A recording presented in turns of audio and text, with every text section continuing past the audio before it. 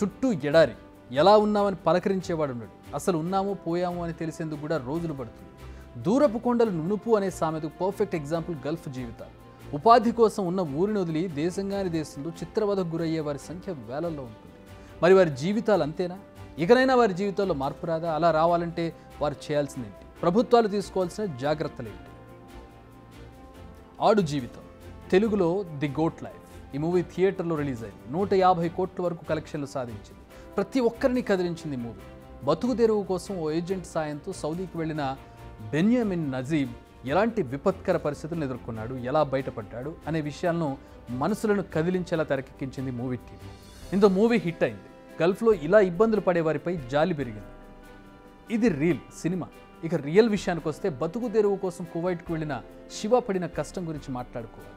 ఎక్కడో ఎడారి మధ్యలో ఎవరికి కనిపించని పరిస్థితిలో ఒంటరిగా జీవితాన్ని వెళ్లదీస్తూ అష్ట కష్టాలు పడుతున్నాడు. నేను చచ్చిపోయినా కూడా అడిగేవాడు లేదు సార్. ఈడ నా పరిస్థితి ఇట్లుండాది. నాకు దయచేసి ఎవరైనా సాయం చేయండి సార్. ఈ ఎడారి నుంచి నన్ను బయట వేసేయండి, ఇంటికి వచ్చేస్తాను. ఈడున్నానంటే చచ్చిపోతాను సార్. ఇంక 2 రోజులు ఉంటే చచ్చిపోతాను. నా వల్ల కావడం లేదు సార్. చూడండి, చుట్టుకారము ఒక చెట్టు లేదు, చామ లేదు, ఒక మనిషి మాట్లాడేవాడు కూడా లేడు సార్. ఈడ నాకు కనీసం మాట్లాడిచ్చేవాడు లేడు.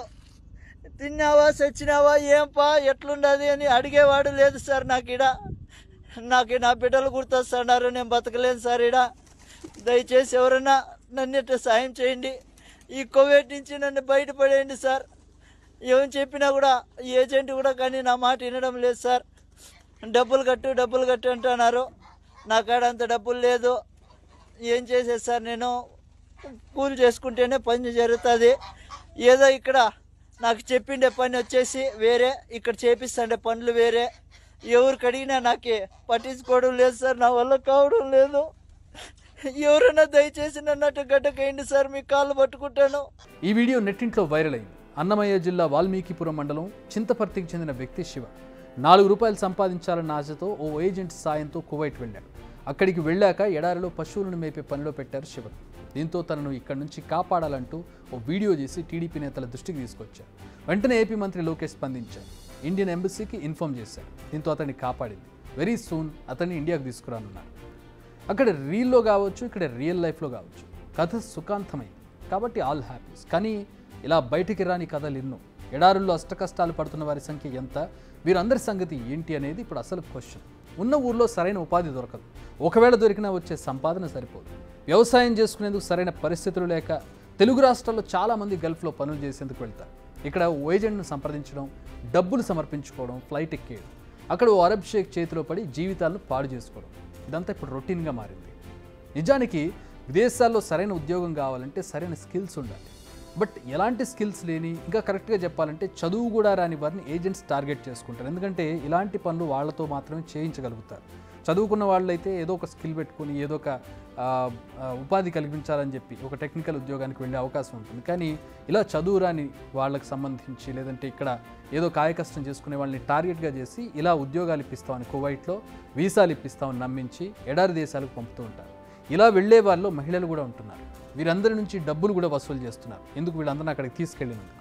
తీరా ఫ్లైట్ దిగి డెస్టినేషన్ చేరాక చెప్పిన ఉద్యోగం ఉండదు. మొక్కలు పెంచడం, అక్కడ పంటలకు కాపలా ఉండడం, గొర్రెలు ఒంటెల పంపకందారులుగా పనిచేయడం, ఇలాంటి ఉద్యోగాలు అక్కడ ఇస్తారు. అక్కడ చిక్కుకున్నాక తిరిగి వచ్చే పరిస్థితి ఉండదు. ఎవరిని ఆశ్రయించాలో తెలియదు. చుట్టుపక్కల ఎవరు వాళ్ళతో మాట్లాడే వాళ్ళు కూడా ఉంటారు. సో ఇలా అంతు పొంతు తెలియని కష్టాల్లో ఉంటారు. కొందరైతే అక్కడ అరబ్బులు పెట్టే చిత్రహింసలు కూడా బలైపోతూ ఉంటారు. మరి పరిస్థితులు మారాలంటే ఏం చేయాలి? తెలంగాణ వారంతా విదేశాల్లో ఉద్యోగాలు పొందేందుకు Telangana overseas man power company limited అని ఓ సంస్థ ఉంది. ఇది రాష్ట్ర ప్రభుత్వం ఆధీనంలో నడుస్తుంది, గవర్నమెంట్ కింద. ఇతర దేశాల్లో ఏదైనా ఉపాధి అవకాశాలు ఉంటే ఇందులో పోస్ట్ చేస్తారు. అక్కడ నుంచి అధికారికంగా మనం అప్లై చేసుకోవచ్చు. అయితే ఇందులో అభివృద్ధి చెందిన దేశాల్లో అవసరమైన ఉద్యోగాల సమాచారం మాత్రమే అందుబాటులో ఉంటుంది. గల్ఫ్ దేశాలకు సంబంధించిన సమాచారం అందుబాటులో ఉండదు. కారణం, అరబ్ దేశాలకు వెళ్ళి పనులు చేసే వారికి సరైన స్కిల్ ఉండదు. నిజానికి వారు కూడా పెద్దగా ఎక్స్పెక్ట్ చేయడం లేదు. లేబర్ కావాలి వాళ్ళకి. ఎందుకంటే సెక్యూరిటీ గార్డుల నుంచి కూలీ పనుల వరకు అన్ని రకాల పనులు చేసుకునే వాళ్ళు వాళ్ళకి అవసరం అవుతూ ఉంటారు. సో ఏదో ఒక ఉద్యోగం పేరు చెప్పి వారిని ఇక్కడ నుంచి తీసుకెళ్తూ ఉంటారు ఏజెంట్.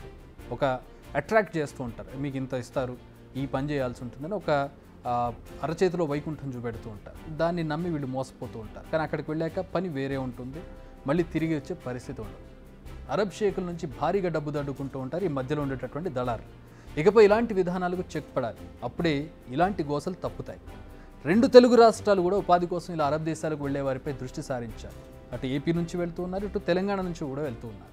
అక్కడ ఉద్యోగాలు నిజంగానే ఉన్నాయా, ఉంటే ఉద్యోగులకు సరైన సదుపాయాలు కల్పిస్తున్నారా లేదా, ఏదైనా ప్రమాదం జరిగితే పరిస్థితి ఏంటి, ఇలా అన్ని విషయాలపై ఆరా తీయాలి. అవసరమైతే అక్కడ ప్రభుత్వంతో నేరుగా సంప్రదించే విధంగా ఏర్పాట్లు చేయాలి.